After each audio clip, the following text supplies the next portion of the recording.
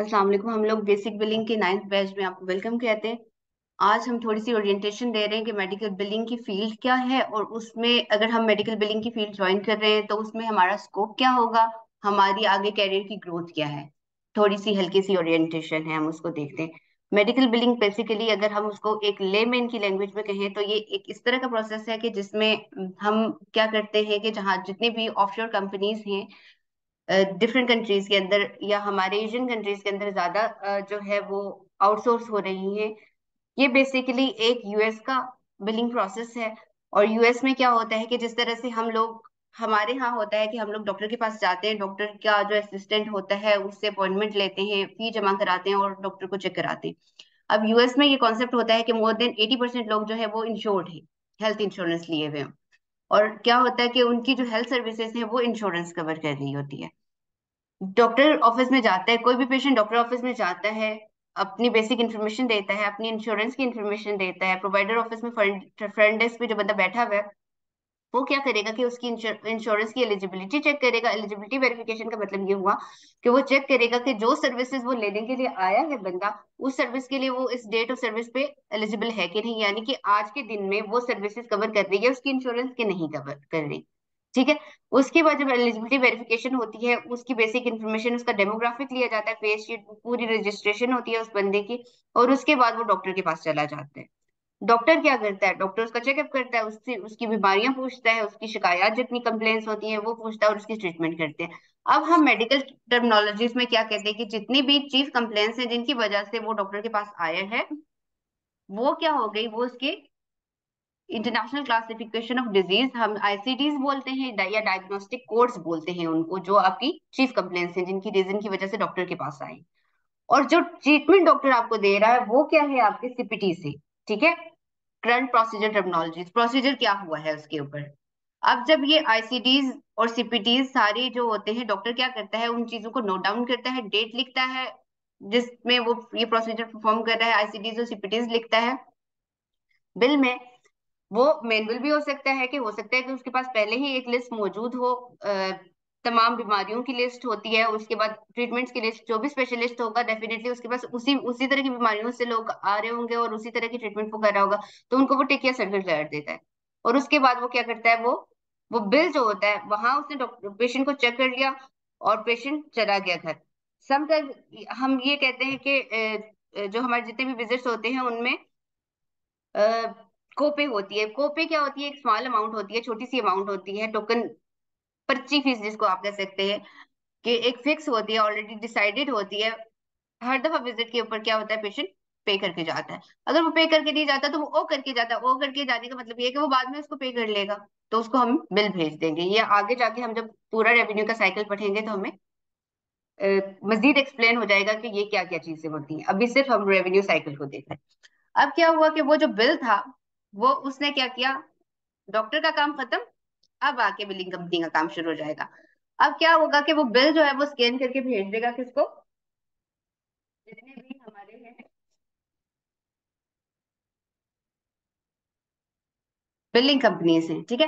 अब बिल कैसे जा सकता है, बिल जा सकते हैं आपके इंटरफेस के थ्रू। इंटरफेस का मतलब ये है कि प्रोवाइडर जो है, डॉक्टर आपका कोई भी सॉफ्टवेयर यूज कर रहा है, उस सॉफ्टवेयर में वो डाटा एंटर कर रहा है और हमारे सॉफ्टवेयर के अंदर जो हमारा प्रैक्टिस मैनेजमेंट का सॉफ्टवेयर है उसमें ऑटोमेटिकली वो डेटा आ रहा है। ठीक है। ये इंटरफेस है। ईएचआर के थ्रू, ईएचआर क्या होता है कि इलेक्ट्रॉनिक हेल्थ रिकॉर्ड्स जो होते हैं, ईएचआर के थ्रू वो क्या कर सकता है कि बिल्स को वहां पे प्लेस कर ले और हम ईएचआर के थ्रू हम उठा सकते हैं, कोई भी बिलिंग कंपनी जो है उठा सकती है। इसके अलावा वो क्या कर सकता है, उसको स्कैन करके डिफरेंट मीडियम के थ्रू भेज सकता है। ईमेल के थ्रू भेज सकता है, ई ब्रिज के थ्रू भेज सकता है, एफटीपी के थ्रू भेज सकता है, गूगल ड्राइव में प्लेस कर सकता है, वन ड्राइव में प्लेस करता है, जो भी उसका मीडियम है आपको डाटा भेजने का। ठीक है।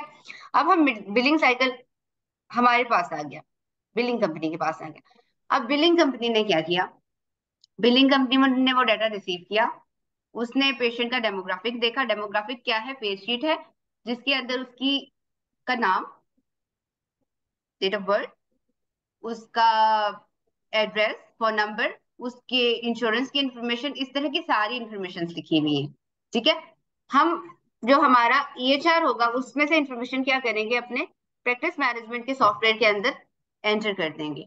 अब प्रैक्टिस मैनेजमेंट के सॉफ्टवेयर के अंदर पहले हम डेमोग्राफिक को एंटर करेंगे। डेमोग्राफिक को एंटर करने के बाद हम क्या करेंगे, जो सुपर बिल है जहाँ पे हमने आईसीटीज और सीपीटीज नोट डाउन किए हुए थे प्रोवाइडर ने, वो बिल्स को एंटर करेंगे। बिल्स को एंटर करने के बाद हम क्या करेंगे, बिल्स को सबमिट कराएंगे। सबमिट बिल कैसे होगा, दो तरह से होता है, पेपर भी सबमिशन हो जाती है और इलेक्ट्रॉनिक भी सबमिशन होती है। अगर पेपर सबमिशन होती है तो उसको हम थ्रू पेपर भेजेंगे। इलेक्ट्रॉनिक सबमिशन के लिए हमें आपका सबमिटेड आईडी जो इंश्योरेंस का होता है, पेयर आईडी, वो चाहिए होता है और हम उसे भेजते हैं। ये थोड़ा सा ब्रीफली हम बता रहे हैं, एक्सप्लेनेशन हम बाद में जब पूरा रेवेन्यू साइकिल पढ़ेंगे तो उसमें हम डिटेल्स बताएंगे। ठीक है। सबमिशन के बाद क्लेम अगर एक्सेप्ट हो गया तो वो पे हो जाएगा, नहीं एक्सेप्ट हुआ तो रिजेक्ट हो जाएगा। रिजेक्शन की रीजन होंगी, हम उस पर काम करके उसको करेक्ट करके भेजेंगे। पे हो गया तो पेमेंट को पोस्ट कर लेंगे, ईआरए के थ्रू आएगी, यानी हमें जो है इलेक्ट्रॉनिकली आ जाएगी, यूबी के थ्रू हमें पेपर में अगर आपको पेमेंट प्रोवाइडर को आ रही है। फिर अगर वो क्लेम पे नहीं होता तो फिर हम क्या करते हैं, फॉलो अप पे जाते हैं। हम फॉलो अप करते हैं उस पर और हम रीजन देखते हैं कि क्लेम क्यों नहीं पे हो रहा, और उस रीजन को खत्म करते हैं और हम उसको पे कराते हैं। रेवेन्यू साइकिल आ जाके एंड होता है पेशेंट की बिलिंग के ऊपर। अगर तो क्लेम फुली पे कर लिया इंश्योरेंस ने तो वो पोस्ट हो गया, क्लेम क्लोज हो गया, ठीक है, आउटस्टैंडिंग कुछ भी नहीं है। अगर पेशेंट के कुछ उसने पेशेंट की भी रिस्पॉन्सिबिलिटी छोड़ दी है, कोपे कोई इंश्योरेंस या डिटेक्टेबल में, तो हम फिर पेशेंट को बिल करेंगे, वो उसका प्रोसेस होगा। अगर हम एक डेफिनेशन देखें कि मेडिकल बिलिंग की क्या है, तो medical billing is the process of submitting the health insurance claim on the behalf of the patient various health insurance pair for the purpose of acquiring payment of the services rendered by the medical facility. Medical facility कौन सी हुई, आपका doctor हुआ, ठीक है। Hopefully कि ये revenue cycle समझ आया होगा। अब हमें हमारा रोल क्या था इस रेवेन्यू साइकिल के अंदर, हम क्या करते हैं कि प्रोवाइडर की जितनी भी इंफॉर्मेशन है अपने सॉफ्टवेयर के अंदर एंटर करते हैं और उसके सारे फाइनेंशियल्स को मैनेज करते हैं, उसके पूरे रेवेन्यू साइकिल को मैनेज करते हैं। क्लेम क्रिएट करने से लेकर क्लेम पे कराने तक का सारा काम किसका है, बिलिंग कंपनी का। और इस सारे प्रोसेस में जो बिलिंग कंपनी है वो एक बिजनेस एसोसिएट है, वो क्या कर रही है, वो प्रोवाइडर के बिहाफ में काम कर रही है। ये हमारा रोल, ठीक है। हमारा रोल किसी भी मेडिकल बिलर का रोल जो है या बिलिंग कंपनी का रोल बिल्कुल भी वैसा नहीं है जैसे किसी कॉल सेंटर का या किसी इंश्योरेंस बेचने वाले का। जो जनरल कॉन्सेप्ट होता है कि शायद ये इससे रेलिवेंट है, ठीक है। अब हम कहते हैं कि मेडिकल बिलिंग जो हम ओवरऑल प्रोसेस है, अगर हम उसे ज्वाइन कर रहे हैं, लाइक, या किसी भी बंदे ने, कोई नया बंदा है और मेडिकल बिलिंग की फील्ड को ज्वाइन करना चाहता है तो उसे क्यों ज्वाइन करनी चाहिए, या हम अगर कहीं पे भी कुछ भी करना चाह रहे हैं या कोई भी फील्ड हम अपने लिए करियर चूज करते हैं, तो हमने सबसे पहले क्या देखना होता है, हम देखते हैं कि इसमें हमारी ग्रोथ क्या है, हमें कितना फायदा होगा। डेफिनेटली हम अपना फ्यूचर देख के ही सोचते हैं ना। जैसे एक ट्रेंड था पहले के, लोग हर कोई एमबीए कर रहा था क्योंकि जॉब्स बहुत ज्यादा थी मार्केट में। फिर आईटी का एक स्कोप आया कि लोग आईटी में आना शुरू हो गए कि जॉब्स का फ्लो बहुत ज्यादा है। अब बहुत ज्यादा लोग मेडिकल बिलिंग में, अगर देखें कि इमर्जिंग एक इंडस्ट्री है आउटसोर्स, अगर मैं आउटसोर्सिंग के लिहाज से देखूं कि मेडिकल बिलिंग जो है, तो अभी करंटली 2020 के एंड में जो सर्वे था उसके मुताबिक ये आउटसोर्सिंग जो मेडिकल बिलिंग की थी वो 11 बिलियन की इंडस्ट्री थी, जो 2030 तक 17 बिलियन जो एस्टिमेशन रखी गई है। 17 मिलियन का मतलब है जितनी यहाँ पे जॉब अपॉर्चुनिटीज अभी हैं इसके डबल हो जाएंगी, ठीक है, आउटसोर्सिंग सिर्फ अगर हम इसकी बात करते हैं। 22nd लार्जेस्ट इंडस्ट्री अभी मेडिकल बिलिंग है दुनिया की, मतलब दुनिया की 22वीं इंडस्ट्री होना, इसका मतलब है कि ये बहुत ज्यादा जल्दी ग्रो करने वाली इंडस्ट्री है। अगर हम कहते हैं कि हम एक मेडिकल बिलर बनना चाह रहे हैं तो हमें मेडिकल बिलर बनने में हमें क्या फायदा हो, ठीक है। मैं अगर सोच रही हूँ कि कोई भी फ्रेशर है या कोई भी बंदा अगर मेडिकल बिलिंग की फील्ड चूज करना चाह रहा है तो उसको क्या फायदा होगा। सबसे पहले एक तो है कि उसकी हेल्थ केयर इंडस्ट्री में उसकी कैरियर की ग्रोथ है, और उसको क्या है, उसको अवेयरनेस है कि मेरी कैरियर की ग्रोथ है। ग्रोथ कैसे है कि डेफिनेटली आपको देखें कि ये हेल्थ केयर इंडस्ट्री ऐसी इंडस्ट्री है कि लोग बीमार भी होंगे, हमेशा होंगे, ठीक है, उनकी ट्रीटमेंट भी होगी। तो ये एक ऐसा फ्लो है, जैसे कहते हैं, हम लोग कहते हैं कुछ चीजें जो होती हैं जैसे जो कभी नहीं खत्म हो सकती, उसमें जो है हेल्थ केयर भी है कि हमेशा ही रहेगी। ठीक ठीक, उसके अलावा क्या है कि आप डिफरेंट सिटिंग्स में काम कर सकते हैं। डिफरेंट सिटिंग्स में काम कैसे कर सकते हैं कि आप किसी ऑफिस में बैठ के भी काम कर सकते हैं। आप अगर एक्सपीरियंस है तो आप घर बैठ के भी काम कर सकते हैं। आपके पास इक्वल अपॉर्चुनिटीज होती है वर्क फ्रॉम होम की भी और वर्क फ्रॉम ऑफिस की भी, ठीक है। तो डिफरेंट सिटिंग्स के अंदर डिफरेंट सेटिंग्स में आप काम कर सकते हैं, ठीक है। वो सिर्फ आपको एक अच्छा इंटरनेट चाहिए होता है और अच्छा सिस्टम चाहिए होता है। दुनिया के किसी भी कोने में कहीं पे भी बैठ के आप काम कर लें। इसके अलावा क्या है कि आप क्या है कि अच्छी सैलरीज ले सकते हैं। अच्छी सैलरीज जैसे ले सकते हैं कि अभी चूंकि ये ग्रोइंग इंडस्ट्री है, तो इसमें सैलरीज जो है बाकी फील्ड की निस्बत अच्छी है और अच्छी ऑफर की जाती है। बेसिक सैलरी से लेके आपको जो है इंसेंटिव्स और आपको इस तरह की चीजें बहुत ज्यादा है, बोनसेस हैं आपके। मोस्टली मेडिकल बिलिंग कंपनीज जो है आपकी हेल्थ को कवर कर रही है। कुछ कंपनीज जो ज्यादा अच्छा ग्रो कर गई हैं तो वो आपकी ग्रोसरीज भी आपको ऑफर कर रही हैं। प्रोविडेंट फंड तो ऑलमोस्ट तकरीबन सारी कंपनीज आपको ऑफर कर रही हैं। तो आपकी बेसिक सैलरीज के साथ साथ बाकी चीजों को लगा के भी आपकी परफॉर्मेंस के अकॉर्डिंग तो आपकी क्या हो जाएगी, बहुत अच्छा कर जाएगा, आपकी जो है अच्छा अर्न कर लोगे। इसके अलावा क्या है कि आपको क्या है एक्सपीरियंस से predictable work hour. Predictable work hour का मतलब है कि आपको पता है कि आपके वर्क आवर्स कितने हैं। एक 8 घंटे की शिफ्ट है, 9 घंटे की शिफ्ट है, यू नो दैट, ठीक है। आपको पता है कि सुबह अगर आप 8 बजे आओगे तो 5 बजे आपकी छुट्टी होगी। और आपको पता है कि आपने अगर शाम को 6 बजे जाना है तो 3 बजे आपकी छुट्टी हो जाएगी। लेकिन 8 आवर्स होते हैं, मतलब 9 आवर्स की जो शिफ्ट होती है उसमें 8 आवर्स आपके वर्किंग होते हैं और वन आवर आपका ब्रेक्स का होता है, ठीक है। इसके अलावा क्या है कि मेडिकल बिलिंग और कोडर कोडर भी आगे जाके सब, जब जब आपको अगर कोडिंग वाली साइड पे ज्यादा अच्छा अच्छा आप ग्रो कर रहे हो और आपकी डिग्री पीछे रेलेवेंट है, तो कोडर और मेडिकल बिलर दोनों की जो है वो मार्केट में बहुत ज्यादा है। मेडिकल बिलर कभी भी भूखा नहीं मरता, उसके पास बहुत अपॉर्चुनिटीज। मतलब आप स्पेसिफिक अगर इस एरिया की बात करें जहां पे हम अभी बैठे हुए हैं, तो 12 से 13 मेडिकल बिलिंग कंपनी सिर्फ इस रोड के ऊपर हैं। जो कि शायद आज से 5 साल पहले मैं जाऊं तो शायद 2 ही होती थी या 1 ही होती थी, ठीक है। तो ये इतना ग्रो कर गई और एवरीबॉडी इज अर्निंग, इसीलिए तो वो अपना पूरा निजाम लेकर बैठे हुए हैं, पूरे सेटिंग्स लेके बैठे हुए हैं। इसके अलावा क्या है, स्टेबिलिटी है। इकोनॉमिकल डाउनफॉल के अंदर इकोनॉमिकल स्टेबिलिटी है, कैसे आपकी जॉब सिक्योरिटीज है। मैं आपको एक एग्जांपल देती हूँ, जैसे कोविड था तो बहुत सारे लोगों की क्या है जॉब्स कोविड में चली गई। लेकिन जो मेडिकल बिलर्स थे उनके पास काम ज्यादा था, हायरिंग्स हो रही थी ज्यादा, इसलिए कि जितना कोविड आ रहा था, लैब्स जो है चेक कर रही थी, पेशेंट का फ्लो ज्यादा आ रहा था, काम ज्यादा आ रहा था। जब काम हम आउटसोर्स कर रहे हैं वो ज्यादा आ रहा है तो हमें यहाँ पे लोगों की ज्यादा जरूरत पड़ रही है। फिर रिसेंट जैसे हम पिछले 10-11 महीने से देख रहे हैं कि पाकिस्तान के अंदर जो इकोनॉमिकल डिस्टेबलाइजेशन आ रही है, ठीक है। हमने देखा कि डॉलर बढ़ा, हमने देखा कि महंगाई हो गई और इतना प्रॉब्लम्स हो गई। लेकिन एक मेडिकल बिलिंग कंपनी जो कि यूएस बेस्ड है, जो कि अर्न कर रही है डॉलर्स के अंदर, तो उसके पास डॉलर्स आ रहे हैं, ठीक है।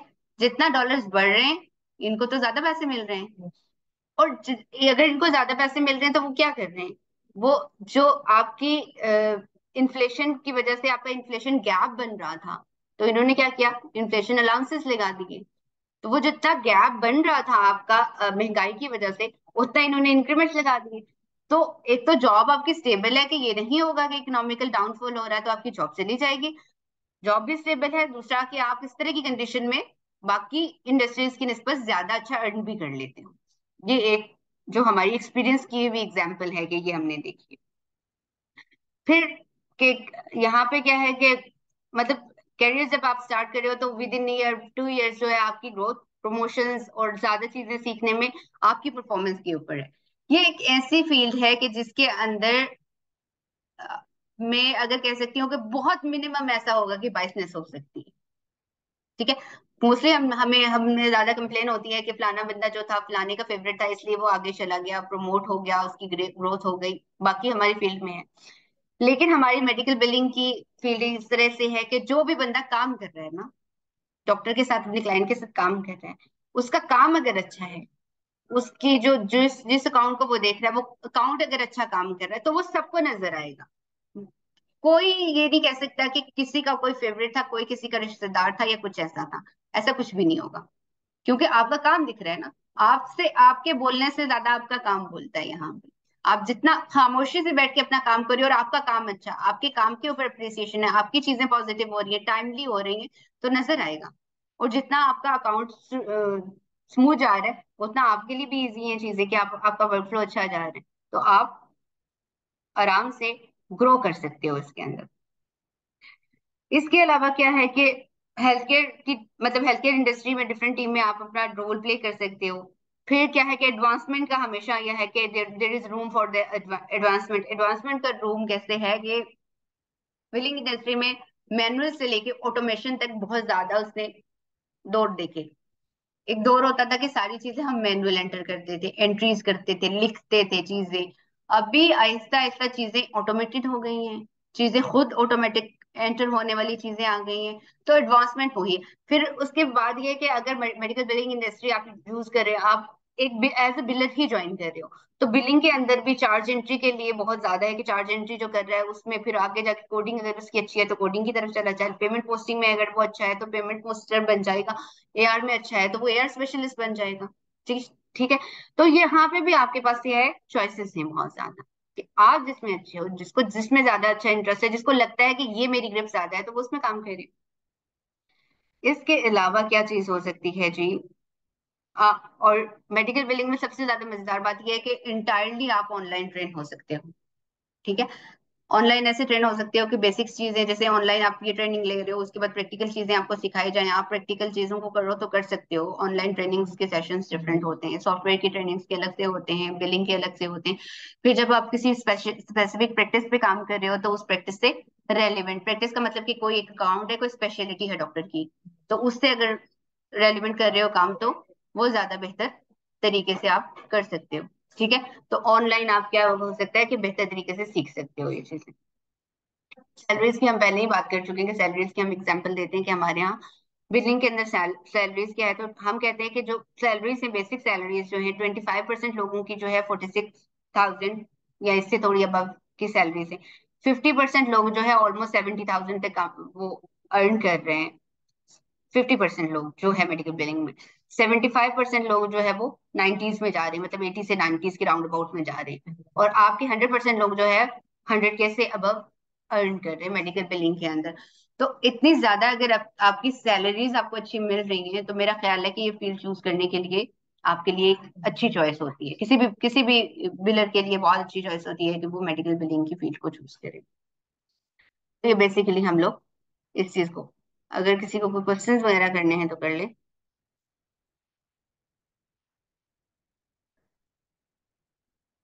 इरफान, आप को कोई क्वेश्चन करना है तो प्लीज कर ले।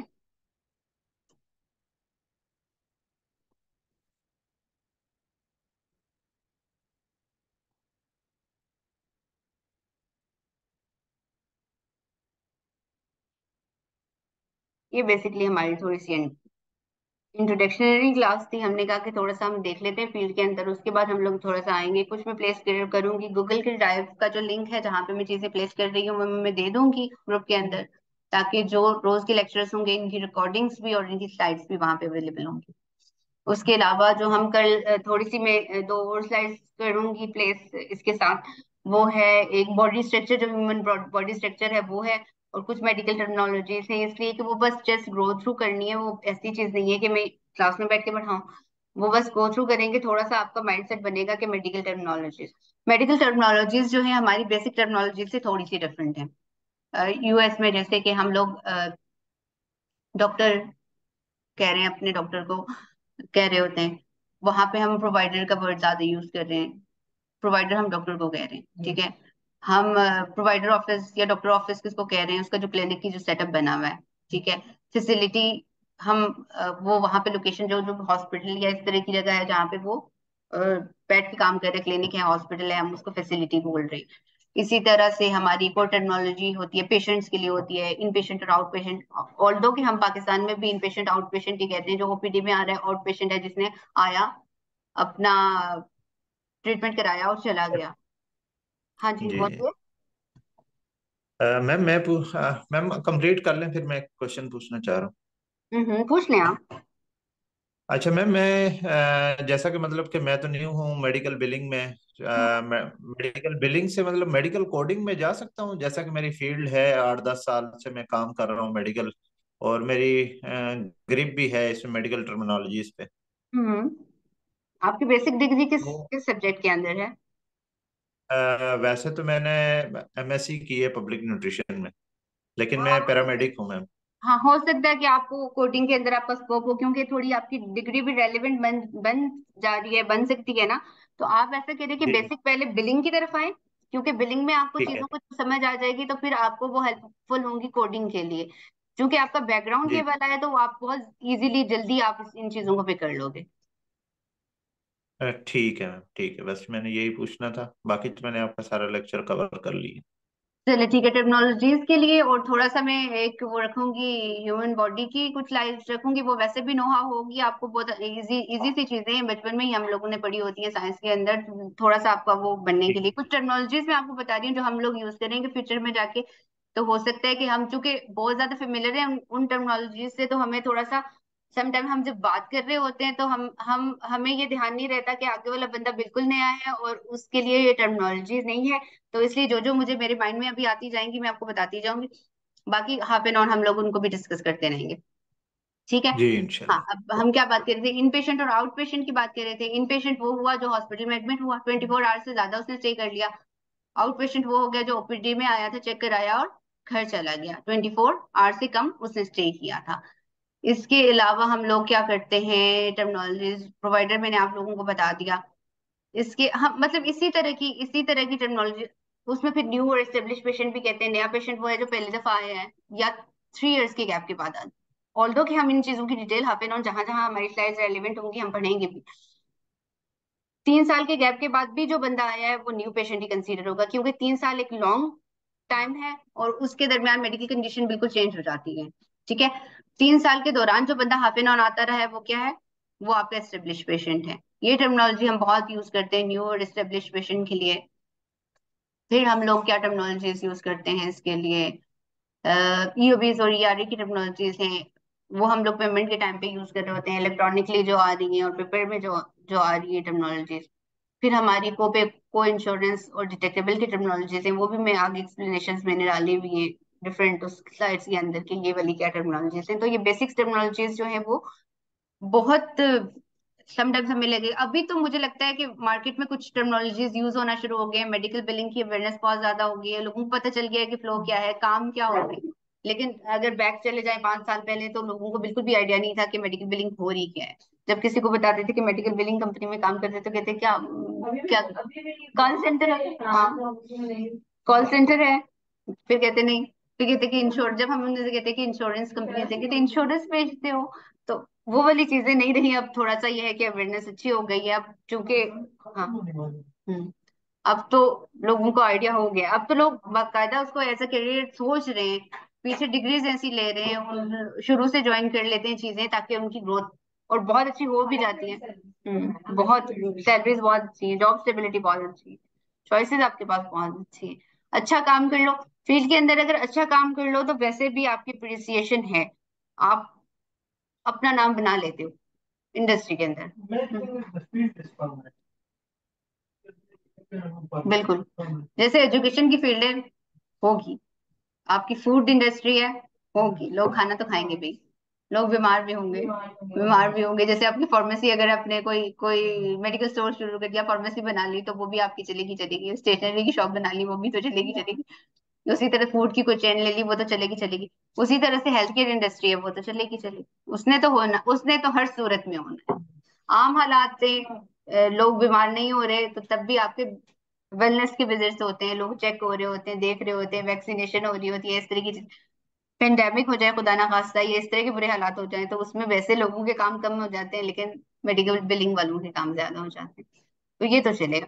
और जब जब आपकी नॉर्मल सिचुएशन होती है तो फिर उसमें एडवांसमेंट होना शुरू हो जाती है। जब आपको पता है कि आप एक एक इस तरह की सूरत हाल, अनसर्टेन कंडीशन से कोप नहीं कर रहे हो, आप आराम से बैठे हुए, तो आराम से तो नहीं बैठेंगे वो। फिर उसमें वो एडवांसमेंट की तरफ जाएंगे कि क्या बेहतर तरीके से कर सकते हैं, क्या चीजें होंगी जो ज्यादा हम करेंगे तो ज्यादा बेहतर तरीके से हो जाएगा। तो ये बेसिकली आपकी मेडिकल बिलिंग इंडस्ट्री जो है वो तो खत्म होने वाली है।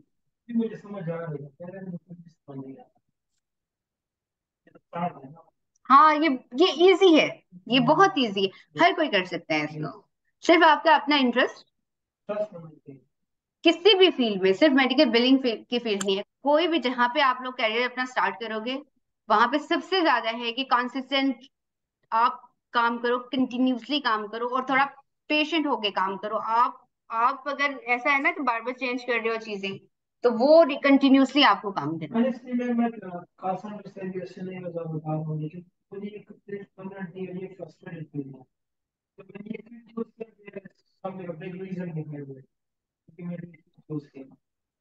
नहीं, ये फील्ड एक बहुत अच्छी है। इसलिए नहीं हम कह रहे कि हम यहाँ पे हैं, लेकिन हम ये हमेशा कहते हैं कि ये या इस फील्ड में आना, ये शायद कि हम एक्सीडेंटली ही आए। आज से अगर जितना 7-8 साल पहले जब हम लोग इस फील्ड में आए थे तो इतना ज्यादा नहीं था, इतना लोगों को पता। लेकिन ये हमारी लक थी कि हम यहाँ पे आ गए, और हमने एक अच्छा करियर अपना स्टार्ट किया। तो वो इतने टाइम में, जितने टाइम में लोग अभी सोच ही रहे होते हैं कि कहाँ, तो हम लोग बहुत सारा कुछ लर्न कर गए। तो ये बहुत लक थी। हम एक्सीडेंटली आए थे, लेकिन लक थी। और अभी हम लोग बार बार लोगों को ये रिकमेंड कर रहे होते हैं कि आप, और ये नहीं है कि आपने सिर्फ बिलिंग ही करनी है। मेडिकल बिलिंग एक वास्ट फील्ड है। मेडिकल बिलिंग के अंदर जो भी आपकी मेडिकल बिलिंग कंपनी है उसके भी डिपार्टमेंट्स हैं। बिल्कुल। जैसे बीएस है ना, बीएस के 4 डिग्री होते हैं। बिल्कुल। जैसे मैं गूगल करके इसकी हाँ, अब मैं आपको बताती हूँ कि क्यों हम लोग क्यों बिलिंग कर रहे हैं। वो जो बाकायदा डिग्री ले रहे हैं उनसे क्यों नहीं वो बिलिंग करा रहे, उसकी एक रीजन है। यूएस के अंदर जैसे कि हमने कहा कि जैसे आप एमबीबीएस की डिग्री ले रहे हो, आप आप जो है डिफरेंट डिग्रीज ले रहे हो, इसके लिए तर्जुमा 4 डिग्री ले रहे हो मेडिकल बिलिंग तर्जुमा में। अब जो बंदा, अगर आप अपना माइक ऑफ कर लें, एक बंदा जो मेडिकल बिलिंग की डिग्री ले रहा है, अगर डॉक्टर उसको रख रहा है जॉब पे, तो डेफिनेटली वो हाईली पेड होगा। ठीक है, यूएस के अंदर अगर हाईली वो पेड होगा, डेफिनेटली एक बंदा 4 साल एक चीज में लगा रहा है, उसको प्रैक्टिकली सीख रहा है, उसको 6 साल लग रहे हैं एक जगह पे बैठे हुए, किसी भी डॉक्टर के ऑफिस में जाके वो उसकी बिलिंग कर रहा है, तो उसको उससे बहुत ज्यादा पे करना पड़ेगा। अब जो यूएस की जितनी भी मेडिकल बिलिंग इंडस्ट्री हो गई, या यूके के अंदर, कनाडा के अंदर, या यूएस के अंदर जितने सॉफ्टवेयर हाउसेस हैं, वो आउटसोर्स करती हैं ऑफशोर कंपनीज को। जो भी हमारे अंडर प्रिविलेज कंट्रीज होते हैं या लेस डेवलप्ड कंट्रीज हैं, इनके लोग इनका लेबर उठाती हैं। इनका लेबर उठाने का सबसे ज्यादा फायदा उनको यही होता है कि ये लोग जो जो वो 4 साल की डिग्री में करते हैं, 4 साल की डिग्री लेके करते हैं, हम लोगों के 15 दिन की बेसिक बिलिंग ट्रेनिंग के बाद वो वही वाली परफॉर्मेंस देते हैं, क्योंकि हमारे लोग ज्यादा इंटेलिजेंट है। दूसरी बात है कि ये लोग अगर कंपेरेटिवली अगर करें, तो हम लोग तो कह रहे हैं ना कि पाकिस्तान से या इंडिया से या बांग्लादेश, श्रीलंका से कंपेयर करके यहाँ पे हाईली हम पेड होते हैं। लेकिन यूएस से कंपेयर करें तो हाईली पेड नहीं होते। यहाँ अगर हम 50,000 रुपए भी ले रहे हैं, तो वहां पे $250 शायद ऑलमोस्ट इतना ही बन रहा होगा, या शायद इससे भी उतने $250 भी नहीं बन रहा होगा, उससे भी कम बन रहा होगा जितना डॉलर रुपए जा रहे हैं। तो उसको बहुत थोड़े अपनी तरफ से वो थोड़े दे रहा है, जो हमारे लिए ज्यादा है। तो इसीलिए क्या कर रहे हैं, कोई भी जो ऑफशोर कंपनी बनती है, वो इसीलिए बनती है कि आपका जो बहुत इकोनॉमिकल लेबर आता है, ठीक है, कल आपको प्राइसेस में लेबर मिल जाते हैं, और आपका भी भला हो जाता है, उनका भी भला हो जाता है। वो इसीलिए क्या करते हैं, वो हमेशा habeen ke labayn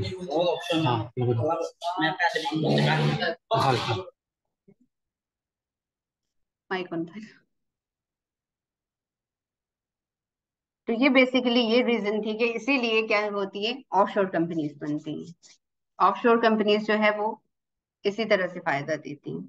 मैं प्लेस कर लेती हूँ बाकी टर्मिनोलॉजीज की स्लाइड्स वगैरह भी, बाकी चीजें भी। मैं कल के लिए जो लेक्चर होगा, बेसिकली कल कल हम रेगुलर स्टार्ट करेंगे। ठीक है, ठीक है,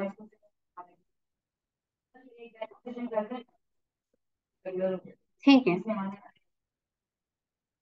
सही। फिर इसको मैं कर लेती हूँ, आज मैं इसको इतना ही क्लोज कर लेती हूँ। कुछ मैं टर्मिनोलॉजीज को डाल देती हूँ, बीच में चीजें देख लेती हूँ, आप गो थ्रू कर लीजिएगा, इसका लिंक भी डाल देती हूँ चीजें। हाँ, ठीक है, सही, ठीक है, ठीक है, ठीक है, मैं उसको अरेंज कर लेती हूँ, फिर मैं कल हम लोग शेयर कर लेंगे। ये बना देती हूँ, फिर आप कर ली देख लीजिएगा। आज फिर हम नहीं शेयर करेंगे, कल देख लीजिएगा, ये डाल देंगे। कल आप आएंगे तो कल थोड़ा सा रेवेन्यू साइकिल भी थोड़ा सा कल क्लास में डाल देंगे, थोड़ा सा ओरिएंटेशन हल्की सी जो कल ज्वाइन करेंगे उनको दे देंगे।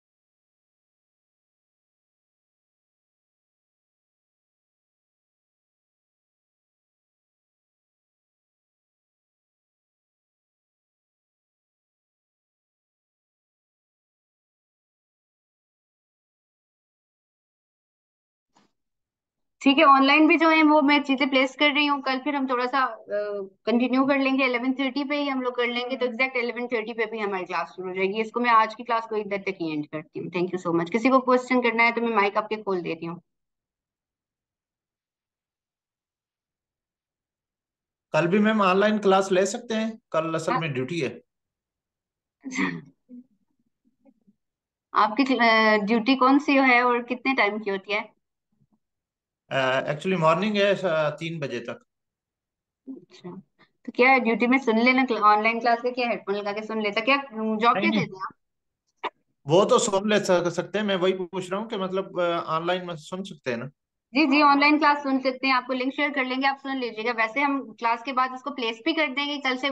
फॉर्मली हम लोग आपको गूगल की ड्राइव का लिंक भी भेज देंगे जिसमें सारी रिकॉर्डिंग्स जो है वो प्लेस होंगी। ठीक है। तो अगर ठीक किसी है। वजह से आपकी क्लासेस मिस भी हो जाती हैं तो आप क्या कर सकते हैं कि शाम में जब भी फ्री हूँ आप अपनी रिकॉर्डिंग को सुन लो, अपनी स्लाइड्स को देख लो। नेक्स्ट, बल्कि नेक्स्ट डे की स्लाइड को भी मैं डाल दिया करूंगी अगले वाले डे में, ताकि उसको भी गो थ्रू करना चाहो, उससे रेलिवेंट कोई चीज हो, क्वेश्चंस करने हो क्लास के दौरान, तो आप लोग कर सकते हो, ताकि आप लोगों की चीजें ना रेडी हो अपनी तरफ से। चले ठीक है। ठीक है, और फिर वो रजिस्ट्रेशन के लिए आप एचआर से कर लें, कांटेक्ट कर लें, वो जो चीजें हैं फॉर्मल वो देख लेंगी। ठीक है। जी मैम, एक चीज और पूछनी है मैम। मैम सुन रहे हैं प्लीज? हाँ जी जी, सुन रही हूँ। अच्छा, जैसा कि ये अभी हम 1 महीना का थ्योरेटिकल पढ़ेंगे, शायद 1 महीने का प्रैक्टिकल होगा, जो हम्म। मैंने समझा है। जी तो जी। आया मतलब कि जो बाकी मेडिकल बिलिंग कंपनीज होती हैं वो हायर कर लेती हैं 1-1 महीने यानी 2 महीने की टोटल ट्रेनिंग को, क्योंकि वो तो प्रेफर करते हैं 1 ईयर के प्लस एक्सपीरियंस को। ये बिल्कुल कर लेती हैं, वो आपको हायर कर लेती हैं, क्योंकि आपका जब बेसिक इंटरव्यू अगर अच्छा है तो आप लोग आपको बिल्कुल हायर करती हैं कंपनीज। सर्टिफिकेशन वालों को प्रेफर करती हैं कंपनीज। उनका अच्छा पेरोल जो ठीक है। है वो कंपेरेटिवली बेहतर होता है। और हम लोग खुद भी, हमारे अपना भी प्रायोरिटीज ये होती है कि जब हमने हायरिंग करनी हो तो हम अपने बैचेस में से जो लोग हमें मिलते हैं हम उनमें से ज्यादा प्रेफरेंस, मतलब बाकी कंपनीज में जाने से पहले हम लोगों को जो बंदा चाहिए होता है हम अपने बैचेस में से ही लेते हैं। ठीक है मैम। तो ये ठीक। इजी, बहुत इजी होती है, क्योंकि आपकी अंडरस्टैंडिंग बन गई है ना एक चीज के बारे में। तो आप जाके अगर कहीं पे किसी भी कंपनी में, यहाँ के अलावा भी किसी भी कंपनी में अगर जो है इंटरव्यू दे रहे हो, तो अंडरस्टैंडिंग जब आपकी बनेगी तो कॉन्फिडेंटली आप इंटरव्यू दोगे तो डेफिनेटली आपको कंसीडर किया जाएगा। और हम लोग रेफर भी ठीक। करते हैं, डिफरेंट बिलिंग कंपनीज को रेफर करते हैं जब भी उनकी हायरिंग्स हो रही होती हैं तो। ठीक ma'am, thank you ma'am. Okay, चलिए मैं प्लेस करती हूँ। मैं आज की क्लास को इधर ही एंड करूंगी। Thank you so much. Okay.